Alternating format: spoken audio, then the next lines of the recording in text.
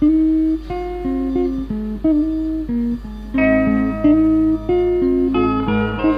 milieu des années 1980, la Guinée réoriente son destin et emprunte une nouvelle voie pour son développement.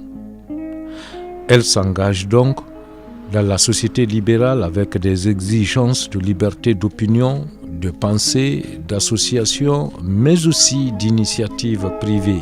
Le 22 décembre 1985, le schéma de cette nouvelle société a été dévoilé à travers un discours-programme des autorités guinéennes de l'époque.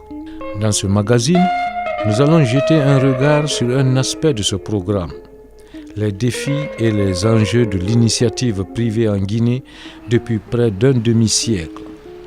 Pour y arriver, nous allons suivre les pas d'un cabinet d'expertise statistique qui, dès au départ, s'est orienté dans les métiers de sondage d'opinion, des enquêtes et des études de marché.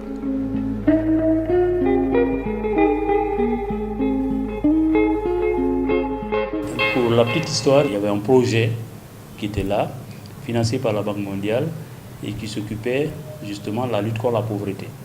Et le projet avait un volet qui collectait des données sur la pauvreté pour suivre, monitorer la pauvreté. Et à l'époque, on parlait d'ajustement structurel. Donc je travaillais sur ce projet, je supervisais un ensemble d'équipes, plusieurs personnes. Je puis dire même, il y avait une dizaine d'équipes, en tout cas d'enquêteurs, de contrôleurs, de superviseurs qui étaient un peu sous ma responsabilité. Entre-temps, j'observais la Guinée qui venait donc d'entrer dans une nouvelle ère. Et à l'époque, justement, il y avait tellement de débats et chacun des leaders qui venaient de créer un parti politique croyait qu'au premier tour de la première élection présidentielle, il passait automatiquement. Et bon, l'idée m'est venue, en tant que spécialiste de tout ça, des sondages, comme ça se fait en Europe et ailleurs, aux États-Unis, de lancer un sondage pour voir qu'en est-il vraiment sur le terrain. Ça ne peut pas se faire sous l'emprise d'un ministère ou d'une institution internationale, comme le système des Nations Unies. Il fallait prendre un agrément. Et les premiers sondages portaient sur un échantillon relativement important et montraient déjà qu'aucun parti politique ne pouvait avoir la majorité au premier tour. Il y avait aussi d'autres sujets concernant ce que nous traitons actuellement, sur la pauvreté, sur les conditions de vie des gens, sur la popularité des ministres, sur la cote de popularité des maires à l'époque, etc. On avait même fait des classements.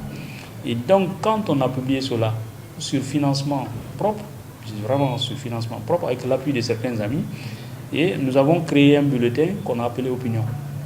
Le bulletin a été mis sur le marché, il a marché. Et donc, on est rentré rapidement dans nos fonds, et ça fait écho.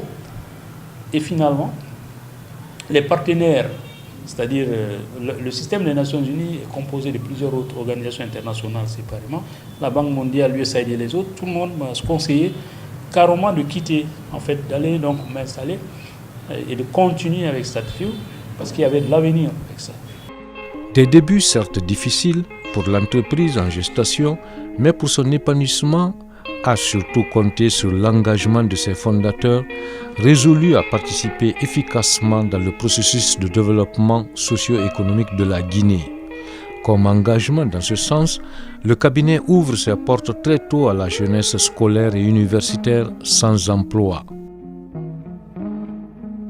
Pour affronter les défis inhérents de la société libérale, le cabinet se dote de statuts et s'organise conséquemment. Une structure qui a été adaptée en fonction du développement de la science, de la technique et de la technologie. Quand par exemple on voudrait soumissionner à une étude, on reçoit d'abord les termes de référence délivrés par le partenaire qui initie et qui voudrait vraiment réaliser l'enquête. À partir de ces termes de référence, on élabore le protocole. Le protocole, il y a deux volets. Il y a l'offre technique et l'offre financière. Et quand on voudrait vraiment élaborer l'offre technique, on fait la lecture des termes de référence délivrés par le partenaire. On organise une plénière, on se repartit les différents volets qu'il faut développer dans l'offre technique. Chacun prend un volet, on développe, on organise un délai pour compiler les volets développés par chacun pour en faire l'offre technique. Notre direction est la cheville ouvrière de la production des données au niveau de StatView International.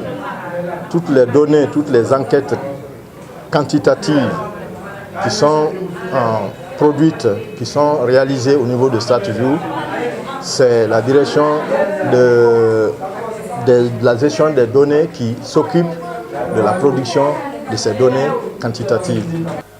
Quand on prend le premier élément de formation qui concerne la formation des enquêteurs, ça c'est une formation que nous donnons lorsqu'il est question d'aller sur le terrain. Si nous prenons une étude quelconque, il y a des études que nous menons dans les ménages, il y a des études que nous menons avec les institutions, il y a des études que nous menons dans les structures de santé. Ensuite, il y a une autre discipline qu'on forme aux gens, c'est par exemple les comportements à adopter.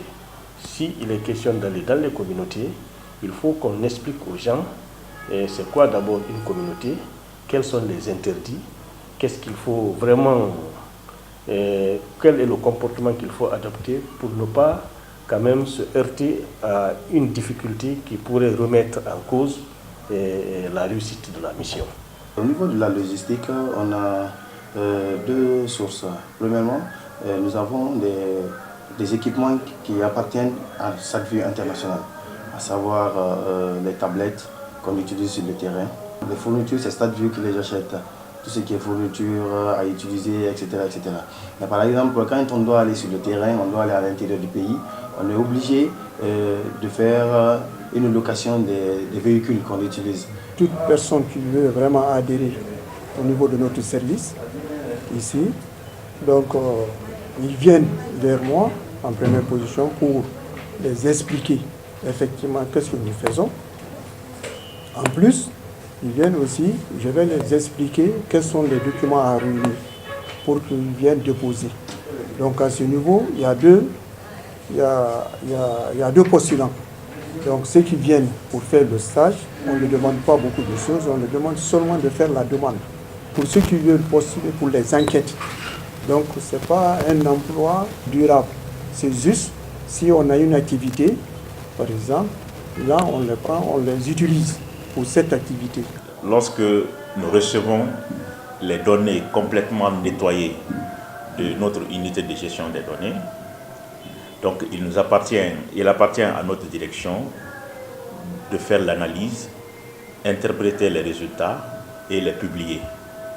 Donc le rôle consiste à dégager les informations pertinentes des tableaux et des graphiques, leur donner un sens aux différentes mesures qu'on a calculées, de vérifier si les résultats qu'on a obtenus confirment les hypothèses de base. Donc ces vérifications se font généralement à l'aide des tests statistiques. Lorsque nous avons un événement, comme tout récemment, nous avons fait la dissémination des résultats du réseau Afrobaromètre. De là, nous avons utilisé YouTube pour mettre en direct. Les gens nous suivaient, nos partenaires qui étaient à l'étranger, Afrobaromètre, nous suivaient en direct. Donc sans attendre jusqu'à ce qu'on envoie les images de la presse. Et après la restitution des résultats, nous avons encore mis sur la page YouTube encore davantage le film global pour que les gens puissent nous suivre. Pendant que la restitution se passe, nous mettons encore en ligne notre page Twitter pour que les partenaires, puisqu'il y a plusieurs partenaires derrière StatView et surtout avec le réseau Afrobaromètre, qui nous suivaient, qui voyaient les résultats qu'ils publiaient dans la salle, en même temps ils voyaient en ligne. Lorsque nous recevons des TDR venant d'un partenaire, il y a une équipe de chercheurs qui se retrouve pour définir une approche méthodologique pour mener à bien l'étude. Et après donc l'élaboration de cette démarche méthodologique, cela est mis donc au niveau des services financiers.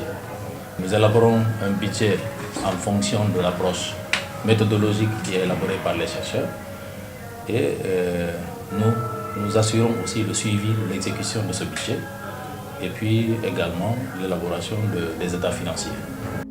StatView International existe donc depuis les années 1990. Une longévité qui s'explique par le sérieux accordé à la qualité du travail effectué, témoignent les partenaires. Nous avons eu à collaborer avec le cabinet StatView International et qui a réalisé 2 enquêtes pour nous. La première porte sur la perception des populations sur les secteurs de la sécurité et de la justice en République de Guinée. Et la deuxième sur la perception des populations du climat politique.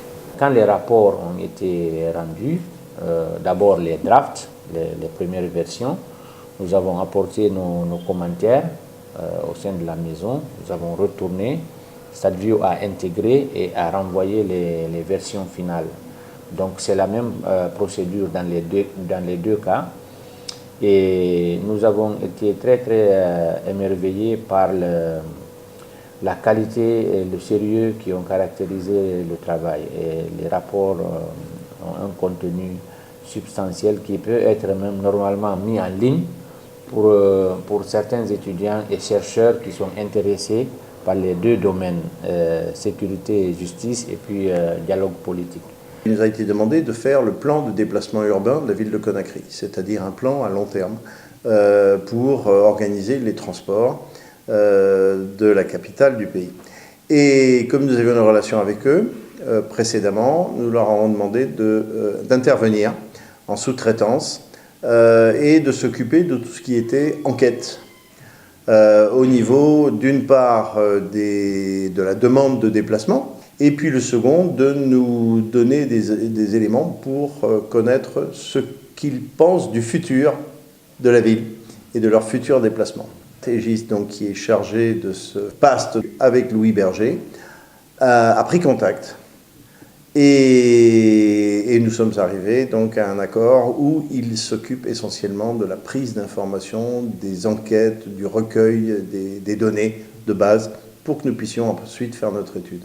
C'est une expérience de près de 5 ans, 6 ans avec StatView International. Pour le travail, je dois dire que en termes de professionnalisme, StatView nous a toujours montré le meilleur de lui-même. On nous a toujours donné des résultats auxquels nous nous attendions. Toutes les évaluations qui ont été réalisées par StatView International ont été des évaluations qui n'ont souffert d'aucune contestation en termes de résultats, en termes de données. Et ces évaluations, ces études ont été très édifiantes pour nous dans le cadre où parfois ça a permis de réorienter nos actions, et aussi parfois de tirer les leçons apprises de nos activités, de nos projets, et de nous projeter sur des projets similaires ou des projets futurs. Dans le cadre de l'enquête d'opinion, le cabinet StatView a été retenu parce qu'on a lancé un appel d'offres. Ils ont soumis, comme d'autres cabinets, guinéens et non guinéens. Et c'est sur cette base que nous avions fait la sélection et ils ont été retenus. Et en plus de ça, je peux vous confier que StatView n'est pas à leur première activité qu'ils ont eu à réaliser pour le groupe de la Banque mondiale ici en Guinée. Et comme je le disais tantôt tout de suite, par rapport à la revue du portefeuille, StatView a été retenu comme modérateur. Et bien d'autres activités ont été réalisées par StatView. Et le résultat était positif. Et le groupe de la Banque mondiale était très satisfait par rapport à leur travail. Pour cela, nous avions retenu StatView, pas par complaisance, mais c'est par voie compétitive. Sur un autre plan, la bonne gestion du cabinet a aussi été un atout au compte de laquelle sa longévité s'est vérifiée. Je suis très fier aujourd'hui de dire que la plupart des partenaires au développement pratiquement nous consultent sur les priorités, sur les zones d'intervention, sur les attentes des populations, etc. Est-ce que tout ça est aligné? Donc nous faisons ces études-là et nous les mettons à la disposition des bailleurs de fonds qui apportent des financements et ça change la vie des Guinéens, ça change la vie des citoyens. Au cours de son parcours et dans son champ d'action, StatView International a mis sa marque dans des domaines variés d'activités pour le développement de la Guinée. Tout récemment, on a effectué une enquête au port du ministère de Transport. Ça va concerner presque la plupart des quartiers de Conakry. On a recruté au moins 400 personnes, de jeunes. Donc on a jugé nécessaire d'impliquer, d'aller vers les quartiers, de les impliquer pour que chacun d'eux, chaque quartier, au moins puisse nous proposer 5 personnes. Sur la base de leurs données, Aegis a travaillé pour faire des projections. Combien il y aura de voitures? Tout le monde n'achètera pas des voitures. Quelles sont les solutions pour qu'il y ait plutôt des transports en commun? Pour qu'il y ait l'utilisation un peu plus efficace des trains et donc des voies ferrées qui existent dans votre ville. Pour organiser mieux les bus de façon à ce qu'ils ne soient pas coincés dans la circulation et qu'ils puissent rouler dans des zones uniquement pour eux. C'est ce qu'on appelle des bus à haut niveau de service. Ça veut dire que les gens ne restent pas des heures dans les bus, ça va très vite et ils peuvent se déplacer d'un endroit à un autre. Et il faut organiser tout ça avec d'autres petits bus qui vont les ramener sur ces lignes centrales. Donc, Aegis, sur la base de ces éléments-là, a fait des projections dans le futur, sur la base de ces informations. Et Louis Berger, l'autre société qui pilote cette étude, a travaillé sur la base de ces projections pour trouver des solutions en transport en commun ou en amélioration de la voirie, etc. StatView travaille dans le cadre de l'évaluation des programmes de santé ainsi que des projets en matière de santé. Donc, il assure aussi le suivi de ces différents programmes et projets. Notamment, nous recevons des consultations à partir des partenaires à l'extérieur, notamment ceux de l'USAID, avec leur cabinet de recherche en santé qu'on appelle notamment JSI, c'est John Snow Institute, qui sont basés aux États-Unis. Ils viennent des fois pour évaluer des secteurs en matière de la santé. On a travaillé dans le cadre de l'évaluation de l'impact de l'Ebola sur les systèmes de santé, sur l'offre des systèmes de santé. Et tout récemment, on a assuré le contrôle de qualité du SARA qui est la disponibilité des services au niveau des établissements, des structures de santé et la capacité opérationnelle de ces différentes structures de santé.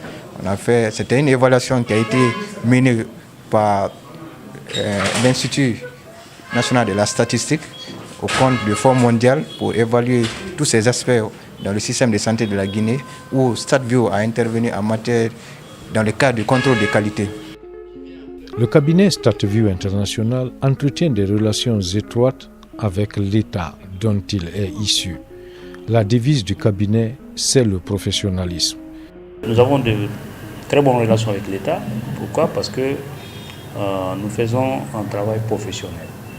Imaginez, nous passons dans les communautés, nous interviewons des gens, nous publions des résultats. Mais à aucun moment, cela ne porte atteinte à la vie privée de quelqu'un. C'est-à-dire que nous protégeons les données personnelles. Donc, ce sont des données agrégées qui sont généralement publiées et nous insistons tellement sur la confidentialité, sur l'éthique. J'étais en train de dire qu'à un moment donné même, ça m'a valu d'être co-modérateur du Forum mondial sur l'éthique qui se tient régulièrement à Genève. Ces relations avec l'État s'expriment surtout par les rapports avec l'Institut national de la statistique. Pour les enquêtes comme Afrobaromètre, nous passons par l'Institut national de la statistique qui a la base de sondage pour tout le pays. Et cette base de sondage constitue la référence. Puisque quand tu entends parler d'études, c'est l'échantillon, c'est la méthodologie. Tout ce que tu dis après, si la démarche n'est pas scientifique, c'est un travail inutile. Sur sa feuille de route, StatView International opère suivant sa propre logique de traitement et d'investigation. Tout commence par la saisie du cabinet par un demandeur d'enquête. Dans ce cas-ci, des enquêtes pour le développement, c'est donc les partenaires. La direction du cabinet examine les termes de référence et relève les caractéristiques, délais, objectifs, avant de proposer une méthodologie de travail. Une méthodologie qui sera soumise pour débat au cours de la réunion du staff. Et dès après, c'est la répartition du travail. Lorsque nous choisissons de développer un thème sur la migration, un thème sur la gouvernance, un thème sur la gouvernance locale. Donc il y a toutes les questions qui sont liées à ce thème-là, on les recense. Quand nous prenons une étude qui concerne les ménages, c'est le cas des études Afrobaromètre par exemple. Comme vous le savez, c'est un questionnaire qui a été standardisé entre les différents pays membres du réseau Afrobaromètre. Donc, nous formons d'abord les enquêteurs sur les objectifs, il faut qu'on les explique c'est quoi le réseau Afrobaromètre. Pour remplir un questionnaire, vous faites ceci, vous venez sur ce qu'on appelle remplir un questionnaire. Le questionnaire qui vous intéresse, vous choisissez ça. Par exemple, il y a une enquête ici qu'on appelle enquête d'opinion sur les réformes finales. Au cours de la formation, nous leur montrons comment ils peuvent remplir. Vous savez qu'au niveau de l'appareillage, à tout moment, des problèmes peuvent survenir. Donc, comme vous le voyez, il y a des tablettes sur la table, on se prépare pour une activité. Donc, avant qu'ils n'aillent sur le terrain, on fait une révision sur la tablette. Et pendant qu'ils sont sur le terrain, on reste toujours en alerte au cas où il va y avoir une nécessité de changer de tablette ou bien changer de véhicule. Si je prends par exemple GSI, c'est une organisation américaine qui est donc financée par l'USAID. Et nous avons donc bénéficié de la confiance de cette institution, c'est-à-dire que nous, StatView, pour donc mener une étude sur Ebola. À partir de cet instant, la machine StatView International est mise en branle. J'ai supervisé une étude du nom des IBTCI à Guéguédou, dans la région forestière. Oui, c'était une étude qui était financée par l'USAID. Donc, ils ont relancé les victimes, les guéris d'Ebola. Donc, on était allé pour l'évaluation sur ces victimes. Une fois arrivés sur le terrain, le matin déjà, on repartit les enquêteurs. Si c'est dans les ménages, on repartit chaque enquêteur dans son ménage. Ensuite, je fais la navette pour voir si le travail se passe très bien. Plus tard, à la fin de la journée, nous sommes tous là pour faire le briefing. Au fil du temps et pour la bonne prestation des opérations par StatView International, le cabinet a été élevé par les Nations Unies au titre de statut consultatif spécial, une distinction qui renforce sa crédibilité chez les partenaires. Les partenaires au développement nous font tellement confiance à telle enseigne que, par exemple, pour des projets aussi importants que l'évaluation de l'impact d'Ebola dans la sous-région, dans les 3 pays qui ont été particulièrement touchés, la Guinée, la Sierra Leone et le Libéria, les Nations Unies nous ont quand même confié le volet santé. Il fallait voir dans les 3 pays-là qu'est-ce qui n'allait pas, qu'est-ce qui rendait le pays fragile vis-à-vis des épidémies telles que Ebola. Plus tard, c'est la connexion du cabinet au réseau Afrobaromètre. Ils ont commencé à s'intéresser à la Guinée après les élections de 2010. Parce que les élections de 2010 ont été considérées quand même comme des élections transparentes, crédibles, justes. Et c'est à partir de là, de 2010, qu'ils ont commencé à chercher un cabinet, une personne, un consultant, une université qui pourrait être membre du réseau et représenter le réseau ici. Pour être dans le réseau, il faut d'abord être réputé un bon travailleur. La qualité de ton travail doit être reconnue et saluée par la plupart des partenaires qui financent le réseau. C'est la Banque mondiale, c'est l'USAID, c'est Mo Ibrahim Fondation. Alors qu'on a travaillé avec tous ces partenaires-là. Donc déjà, l'expérience antérieure avec ces partenaires a joué, mais également, il y a l'indépendance. Le fait de constater que nous sommes une organisation complètement indépendante, nous n'avons pas de financement de l'État. Ce partenariat avec le réseau africain de sondage d'opinion se poursuit toujours avec le traitement statistique de thèmes liés à la bonne gouvernance. Ici, nous sommes dans un atelier de restitution d'une étude Afrobaromètre. Nous travaillons avec Afrobaromètre dans le cadre de l'analyse des données et de l'interprétation des données. Mais qu'est-ce qui se passe? Par exemple, pour le cas de ce round 7, nous avons collecté les données ici.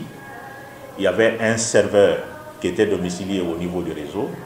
Une fois que les enquêteurs finissent de collecter l'information, ça tombe dans ce serveur. Donc, le réseau nettoie complètement la base de données et nous les envoie ici. Là, c'est le PNUD et des partenaires sociaux qui prennent connaissance d'un rapport de fin d'études opéré par le cabinet StatView International.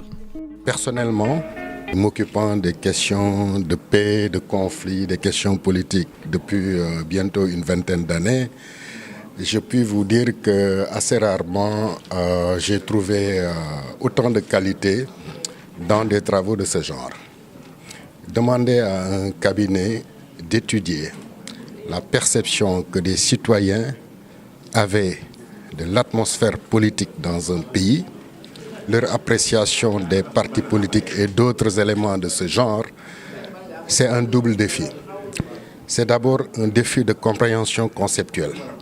Et ça, il me semble que le cabinet l'a très bien réussi, parce que dans leur définition opérationnelle des éléments qu'ils voulaient mesurer, ils ont pu trouver les composantes qui, me semble-t-il, seraient les mêmes en termes de niveau de pertinence si ce travail était repris dans un autre pays et par un cabinet d'une expertise égale. Donc, il y a une constance, une stabilité de la définition opérationnelle. Le deuxième défi est un défi purement technique qui est lié aux méthodologies des enquêtes sociologiques ou psychosociologiques également. Et ça également, il me semble que le cabinet l'a très bien réussi. Je connais la structure de M. Barry StatView depuis plusieurs années. Je ne suis pas étonnée que dans le cadre du programme des PRGI, les personnalités ressources de grande crédibilité, qui soient impliquées dans le cadre d'une enquête sur la perception du climat politique et des partis politiques par les populations.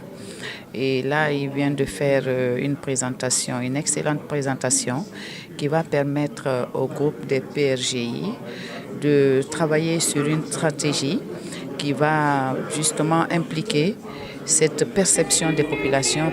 Le cabinet est souvent confronté à des difficultés, des problèmes surmontables. Je peux te citer deux exemples. On a mené une étude, ou même plus, une étude sur la première étude sur la séroprévalence du VIH-Sida en Guinée.